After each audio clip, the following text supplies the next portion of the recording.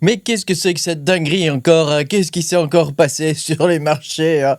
On va voir ça aujourd'hui dans cette vidéo. Ah, mais regarde, regarde, il y a tout qui est niqué, il y a tout qui baisse. Pense à mettre un petit pouce bleu, à t'abonner à la chaîne si t'es pas abonné. Je te rappelle que tu peux me soutenir en allant sur patreon.com/makertronic. Et oui, nous les créateurs, pendant le bear market, on a besoin de soutien. Et oui, tu auras mes vidéos exclusives sur le minage de crypto-monnaies, hein, parce que tu sais que moi je suis mineur de crypto-monnaies depuis un bon moment déjà, depuis 5-6 ans, et peut-être même un peu plus en fait, hein. Et donc mon truc, hein, c'est de rentrer dans les projets le plus tôt possible, hein. Donc ce que je fais moi, je cherche des projets qui sont pas encore sortis, hein, qui sont des projets en devenir, et c'est des projets qui sont pas listés. Voilà, les développeurs sont inconnus la plupart du temps, donc je prends contact avec les développeurs, etc. Voilà. Et donc, c'est des projets où on peut rentrer via le biais du minage de crypto-monnaies, hein, ce qui permet voilà, de pouvoir accumuler un certain nombre de coins au départ, avant tout le monde, hein, et d'avoir un petit pécule à revendre ensuite, hein, quand le coin est listé. Et puis, on peut aider le projet, hein. Certains d'entre nous s'investissent dans les différents projets. Voilà. Et puis, je te rappelle aussi que je ne suis pas conseiller financier, hein, donc si tu cherches un conseil financier, bah, ma foi, mon ami, je ne sais que te dire, hein, débrouille-toi, hein, parce que moi, tu trouveras aucun conseil financier ici, hein. On va pouvoir commencer cette vidéo, hein. Alors, c'est le grand drame, hein. Ça y est, les gars, ça part en couille. Ça y est, c'est le moment, ça part, c'est en train de partir en sucette. Il y a une conjonction de conneries qui sont en train d'arriver et qui vont nous tomber sur le coin de la gueule. Alors, bon... Il y a des trucs qui sont plutôt au niveau boursier, hein, donc je vais t'expliquer un peu tout ça, qui sont liés à l'intelligence artificielle et au contexte général macroéconomique, mais ça reste quand même extrêmement lié à l'intelligence artificielle, hein, l'IA nous aura complètement pourri notre bull run en vrai, hein. Elle a défoncé, et comme toutes les liquidités sont parties dans l'IA, bah du coup, nous on n'a pas eu d'alt season, voilà, on a eu un bull run institutionnel au niveau de Bitcoin. Ethereum, on a eu que dalle. Voilà, c'est vraiment la fin des haricots en ce moment, hein. Voilà, c'est pas dit que ça revienne pas, hein, mais en tout cas, pour l'instant, force est de constater que l'IA est en train de chambouler énormément de choses, y compris le marché des cryptos. Ça paraît somme toute logique, hein. Mais voilà, il y a aussi d'autres causes qu'on va voir dans cette vidéo, en particulier des causes qui sont liées au WLFI, hein, le truc de Trump, là, World Liberty Financial, ils ont trouvé un nom complètement débile. Bref, ce truc, c'est en train de partir en sucette aussi, hein, donc ça part aux couilles, les gars, ça part aux couilles. Alors, on commence tout de suite, hein, donc sans surprise, hein, ce qu'on avait vu ici au niveau du triangle descendant au niveau de Bitcoin, hein, bah, sans surprise, hein, voilà, c'est en train de partir vers le sud, hein, comme d'habitude, hein, voilà. Donc là, au niveau de l'analyse chartiste, on était bon. Donc là-dessus, pas de surprise, hein. Par contre, tu as vu tous les alts, hein, ils sont en train de dérouiller, sévère, hein. Là, on est en train de s'en prendre plein la gueule. Étrangement, certains alts résistent mieux que d'autres, hein, mais c'est quand même en train de partir sacrément en couille. Alors, je voudrais te montrer un truc aussi. Toutes les bonnes nouvelles qu'il y a eu n'ont rien fait du tout. Voilà, elles n'ont aucun effet, les bonnes nouvelles. Baisse de taux, voilà, aucun effet particulier. Bon, un petit spike ici, mais rien de bien méchant. Et puis, fin du QT qui est annoncé par Jérôme Powell. Voilà, aucun effet particulier. Par contre, les mauvaises nouvelles ont un effet assez amplifié, hein. Ici, encore une fois, une bonne nouvelle, hein, que je ne vais pas noter dans mon truc, parce que de toute façon, voilà, hein. Mais voilà, Trump dit que voilà, il n'y aura pas de taxes sur les gains, hein. Sachant que nous, les mineurs, on a fait des gains, nous, cette année, hein. On a fait des gains, hein. Même là, je viens de vendre une partie de mon allocation du Night, hein, de Midnight sur ADA, et on a fait des gains quand même substantiels. Alors, c'est vrai que pour tous ceux qui sont dans le trading et tout ça, la messe ne doit pas être la même, hein. Ça doit être un petit peu plus compliqué, hein. Mais en tout cas, voilà, force est de constater que cette bonne nouvelle sur le fait qu'il n'y ait pas de taxes, en tout cas aux États-Unis, hein, contrairement en Europe, hein, où tu as vu, hein, ils veulent taxer, comment ils appellent ça, les plus-values latentes, hein. T'as pas encore fait de plus-value, mais on te taxe déjà, hein. Je crois que c'est à Amsterdam, enfin voilà, en Hollande, où ils font où ils veulent faire ce genre de choses, hein. Il me semble que la loi est même passée, hein. Ça fait quand même très très peur, hein. Alors, en France, nous on a déjà nos 31,2 ou 4%, je crois, Hein, c'est quand même très confiscatoire en France. Hein, voilà. Alors, si t'as un PEA ou un truc comme ça, tu peux, au bout de 5 ans, défiscaliser, mais tu es obligé d'acheter des trucs européens. Moi, ça m'intéresse pas. Voilà. Il faut avoir un compte titre. Hein. Et puis, voilà, que tu mets tes gains crypto, tu les mets sur ton compte titre, par exemple. Bon, je te donne des gains. Alors, on reprend la vidéo. Hein. Donc, tu as WLFI, là, World Liberty Financial, qui part totalement en sucette. Hein. Alors, il y a une attaque soi-disant, une attaque coordonnée qui est lancée contre le stablecoin USD1. Donc ça, c'est un truc qui a eu lieu le 23 février, hein, donc hier au matin. Et donc, les hackers ils ont voulu niquer en gros le truc, quoi. Et l'idée, d'après eux, c'est de créer un chaos qui est manufacturé, hein, qui est fabriqué via des influenceurs aussi qui sont payés, tu vois, ce genre de choses. Hein. Il rappelle évidemment que le mécanisme de l'USD1, c'est un mécanisme de 1 pour 1 et que ça va être très difficile de le faire dépeg. N'empêche que il y a quand même eu un léger dépeg, hein, bon, mineur, hein, puisque je crois qu'on était à 0,00996 en dollars. Donc voilà, tu vois que c'était pas grand chose. Cela dit, méfiance. Est-ce qu'on va pas assister à un Terra, hein, à un nouveau terrain, hein, parce que il y a quand même des soucis. Alors il y a des postes, hein, qui, voilà, tu vois le dépeg, hein, le dépeg en question. Voilà, comme tu peux le voir, c'est par là. Le dépeg en question, comme tu peux le voir. C'est vraiment un tout petit minuscule dépeg. Hein. On a déjà vu le SDT et l'USDC avoir des dépegs bien plus importants. Donc, moi, je ne vois pas trop de panique là-dessus. Néanmoins, voilà, il faut quand même se méfier. Hein, si tu as de l'USD1 ou si tu es sur WLFI, voilà, fais attention quand même. On ne sait jamais ce qui peut se passer en ces périodes de temps troublées. Hein. Tu sais que pendant les bear markets, il peut y avoir des dingueries. En particulier, des boîtes qui coulent. Hein. Il y a eu 3 ou 4 boîtes là récemment qui sont dans la crypto, qui ont coulé. Donc, je ferai peut-être une vidéo sur le sujet, hein, pour montrer que tout ça n'est pas sans incidence. Hein. Tout ce qui est altcoin, ils font la gueule vraiment sévère, hein, puisqu'ils n'ont pas eu d'alt-season. Normalement, c'est l'alt-season qui leur permet de survivre. Hein. Donc, il y a pas mal de boîtes qui vont couler. Il y a beaucoup d'altcoins qui fonctionnent avec des entreprises ou des fondations. À partir du moment où il n'y a plus les liquidités, c'est la merde. Hein. Et d'ailleurs, on est en train de voir que notre cher ami Vitalik Buterin, je prononce à la française, hein, eh bien, ce cher monsieur est en train de dump depuis 3 jours joyeusement ses ETH. Hein, donc, il est en train de vendre. Donc, il en a vendu quand même pour plusieurs millions. Hein. Donc là, il en a vendu pour 7,3 millions de dollars. Donc, il s'en donne à cœur joie, le gars. Donc, il passe par Co Protocol. Et il est en train de vendre, tu vois, toutes les... Ouais, il vend 2 ou 3 fois par heure, hein, tranquillou. Hein. La vie est belle. Hein. Moi, j'aimerais bien faire des ventes comme ça. Quand je mine 84 000 dollars, 43 000 dollars. Heureusement, eux, ils ont ETH, je crois qu'ils ont eu un pré-mine généreux. Hein, et oui. Donc, ils n'ont même pas eu besoin de miner pour avoir tous ces coins, tu te rends compte? Donc voilà, ils sont en train de vendre joyeusement. Voilà. Donc c'est la fête du slip. Hein, tu as compris qu'on est vraiment dans une période, on arrive dans un moment de crise, hein, où les gens commencent à manquer de liquidité, hein, de dollars. Alors, ils ont des cryptos, mais ils n'ont plus de dollars. Donc là, ça commence à vendre un petit peu dans tous les sens. Il y a des attaques qui se font sur des différents protocoles.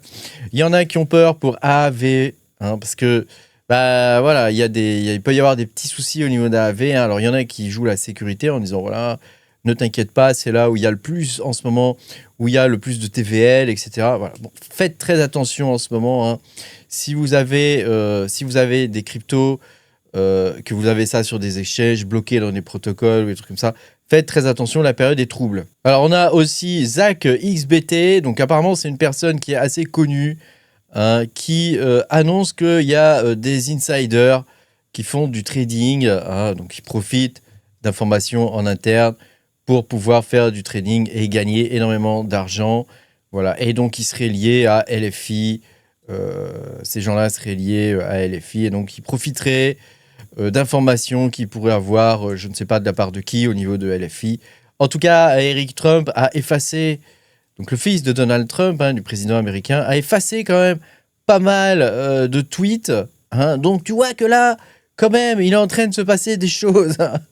Bon, évidemment, il ne faut pas céder à la panique. Hein. Le tout, normalement, tu as déjà pris toutes tes précautions, tu n'es sur aucun protocole de DeFi, hein. Tu as mis toutes tes cryptos sur un hardware wallet et ton hardware wallet est stocké dans un coffre, dans une banque, hein, voilà. Et ta seed phrase, évidemment, dans le coffre, dans une autre banque, hein. Ou alors tu peux l'envoyer à l'INPI, ça marche aussi, hein. Tu envoies ta lettre à l'INPI, tu sais, ta lettre cachetée là, à l'INPI, et tu fais passer ça pour un brevet, hein, et ça marche aussi, hein.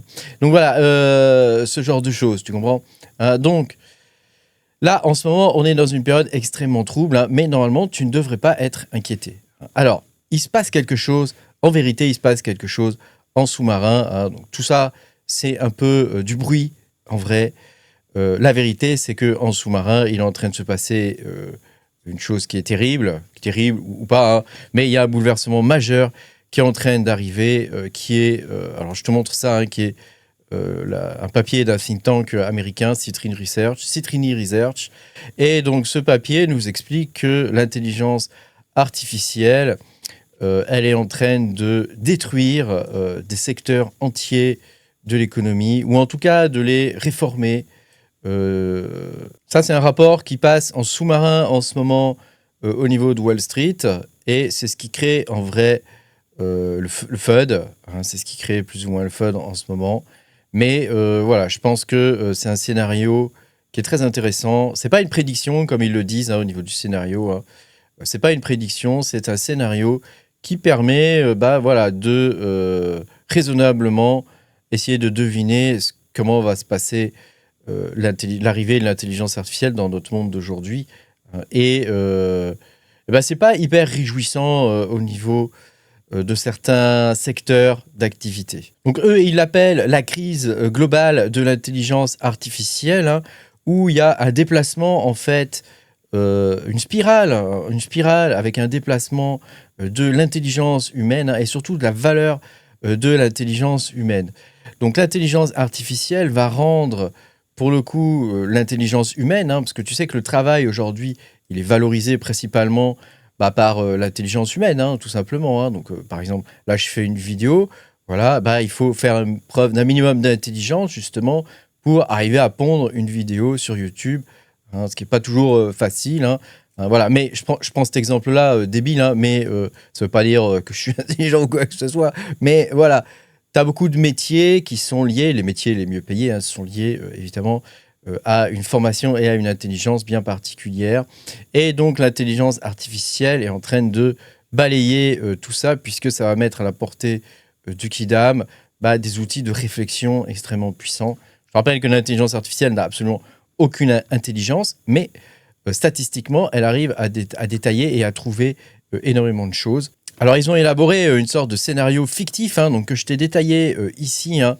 Donc, d'après eux, la crise de l'intelligence globale, hein, ça crée une boucle de rétroaction négative. C'est-à-dire que l'intelligence artificielle va générer des licenciements, hein. On est déjà en train d'observer ça dans différents secteurs d'activité. Ces licenciements vont générer évidemment moins de consommation. Et le fait qu'il y ait moins de consommation va générer plus d'intelligence artificielle pour essayer de booster cette consommation. Et donc, il n'y a plus de frein naturel. Et donc, ça crée une spirale de rétroaction négative où on en revient toujours au début, hein. C'est-à-dire que à partir du moment où il nous faut plus d'intelligence artificielle pour arriver à vendre plus, on va faire de nouveau des licenciements puisqu'on va toucher des nouveaux secteurs d'activité. Il va y avoir évidemment moins de consommation puisqu'il y a des licenciements, etc., etc. Moi, je le vois aujourd'hui dans mon secteur d'activité, hein, qui est le développement.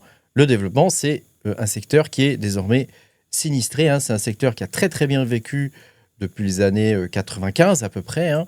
Depuis 1995, je suis développeur moi, mais voilà, depuis, c'est comme ça, que veux-tu que je te dise, hein. On n'arrêtera pas le progrès de toute façon.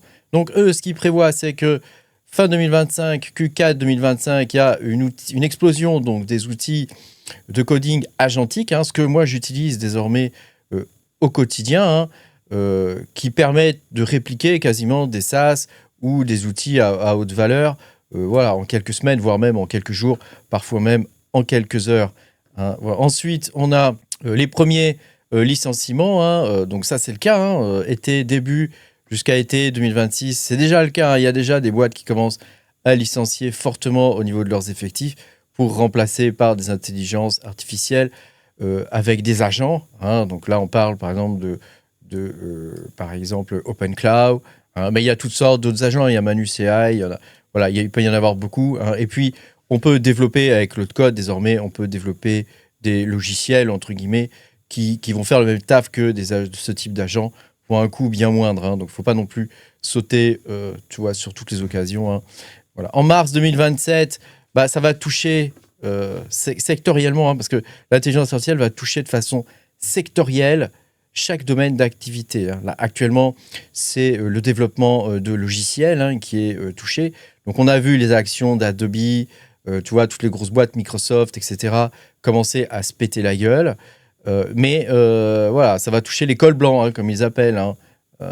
Donc là, actuellement, tous les mecs qui font du tableur Excel, du management de réunion, des trucs comme ça, du management, voilà. Tous les boulots qui ont en vérité très peu de valeur dans une entreprise, c'est pas là où se fait la création, c'est plus de la gestion. Tous ces boulots-là sont menacés demain par l'intelligence artificielle. Alors on dit non, t'inquiète pas, ça va bien se passer, regarde, on est toujours là, etc. Non, tu vas voir, ça va arriver et je pense que les marchés ont toujours raison. Et comme tu peux le constater, là, attends, c'est en train de partir en couille. Et on voit ça aussi sur les marchés tradis, hein. Alors ensuite, on a l'arrivée, hein, des agents de commerce, hein. Donc Wine Shopper, par exemple, hein. Donc ça veut dire que tu vas avoir, dans un an à peu près, hein, l'arrivée d'agents qui vont pouvoir vendre des trucs, hein. À mon avis, ça, c'est extrêmement important, si tu es dans l'informatique, de commencer à développer des agents de vente, hein. Par exemple, tu peux utiliser TikTok Shop, par exemple, pour faire de la vente, hein. Ensuite, il va y avoir une récession qui va être confirmée en 2027 aux États-Unis, hein, avec deux trimestres de suite négatifs, hein. Voilà, on va avoir Mastercard, par exemple, et Visa, hein, qui vont avoir des gros problèmes, hein, puisqu'ils vont avoir un chiffre d'affaires qui va augmenter, mais relativement peu de volume. Ce qui veut dire que derrière, les agents IA commencent à fonctionner via des plateformes type USDT, USDC, etc., via tout simplement les crypto-monnaies, hein. Chômage, du coup, touche. Là, c'est le secteur du coup des paiements qui est touché, hein, voilà. Il va y avoir une suite de crises sectorielles, hein, qui vont arriver jusqu'au moment donné où on va finir avec la robotique, hein. Actuellement, avec les voitures électriques et les Tesla, ce sont des voitures qui peuvent être totalement automatisées. Je veux dire, tu n'as plus besoin de passer le permis ni rien. Bientôt, tu vas avoir un taxi, tu vas pouvoir l'appeler, il viendra chez toi, il t'amènera là-bas pour un coût vraiment ridicule, quoi, hein.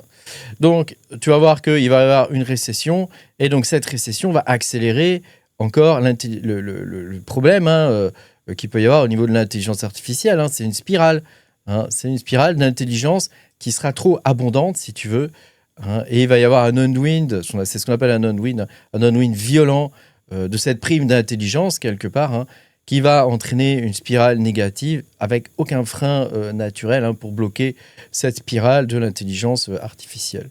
Alors les conséquences projetées, hein, en juin 2028, hein, c'est un chômage à 10%, un S&P 500 qui va faire un drawdown cumulé de moins 38%.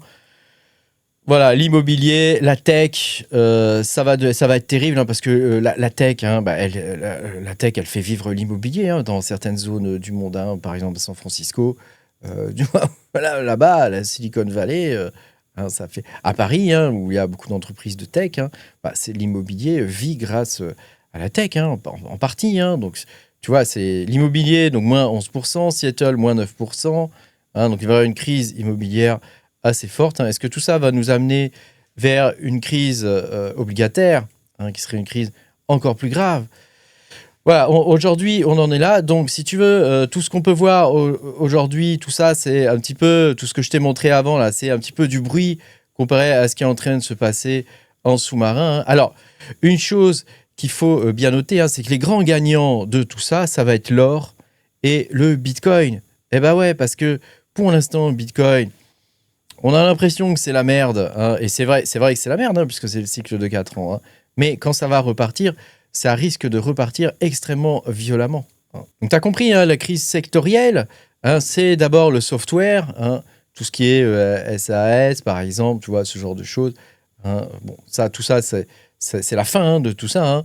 Le paiement, tout ce qui est crise sectorielle au niveau des paiements et des cartes de paiement. Hein. Il va y avoir une crise sectorielle au niveau de l'IT. Hein. En particulier, voilà, avant, tu pouvais acheter, par exemple, des logiciels de ticketing, par exemple, pour gérer tout ce qui était ticketing dans les entreprises, etc. Tu sais, le mec, il appelle au support, ouais, mon PC, il marche plus, etc. Voilà.